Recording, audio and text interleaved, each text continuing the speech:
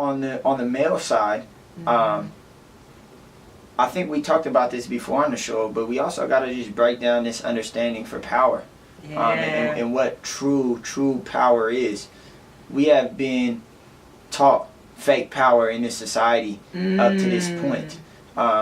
We have been taught the power structure that has been created by white men that was built off of the abuse of everybody except themselves.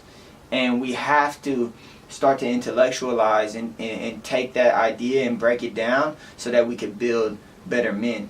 And as I'm listening to you, it reminds me a lot of when I think about power, I think about the power that I have to listen to stories like that, or to just listen to women on a daily basis and build myself surrounded by that knowledge that they provide me with.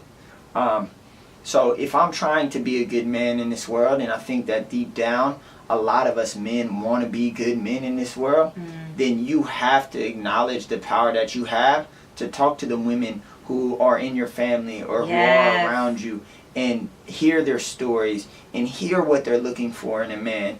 Listen to music that is made by beautiful, strong black women and other women who are telling the world and sharing with the world what they are looking for out of a good man, and then show that and be that, you know.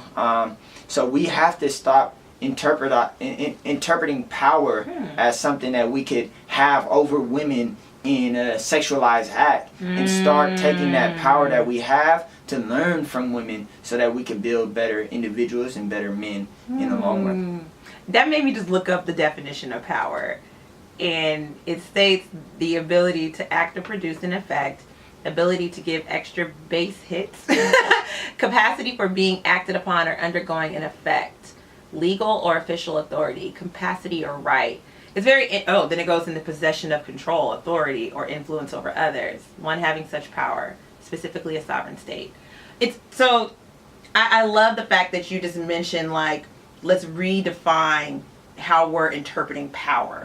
And not using power to control or to dominate, but more so the power to listen, the power to connect, the power to understand. And I think, like, my interpretation, at least for me as a woman, I've always looked at, like, for me it's about influence, because I feel like they can be synonymous obviously, but like influence means that, like, I'm allowing myself to allow you to be influenced by my presence, by my thoughts, by my energy, and letting that be something positive and good.